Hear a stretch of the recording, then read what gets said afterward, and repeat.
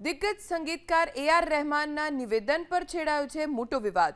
એક ઇન્ટરવ્યુમાં એ.આર. રહેમાને દાવો કર્યો કે હવે કોમવાદના કારણે બોલિવૂડમાં કોઈ ખાસ કામ નથી મળતું। રહેમાને એક વાતચીતમાં કહ્યું હતું કે બોલિવૂડમાં શરૂઆતમાં મને કેટલીક બાબતોનો ખ્યાલ આવતો નહોતો, પરંતુ પાછલા 8 વર્ષમાં બોલિવૂડમાં બધું ઉપર તળે થઈ ગયું છે। નોન ક્રિએટિવ લોકોનું પ્રભુત્વ વધી ગયું છે। હવે બોલિવૂડમાંથી મને ખાસ કામ નથી મળતું અને તે માટે કોમવાદ સહિતના કેટલાક પરિબળો જવાબદાર હોય તેવું લાગી રહ્યું છે। એ.આર. રહેમાનનો દાવો છે કે હવે બોલિવૂડમાં જેઓ બિલકુલ ક્રિએટિવિટી નથી ધરાવતા એવા લોકોની ટોળકી બની ગઈ છે।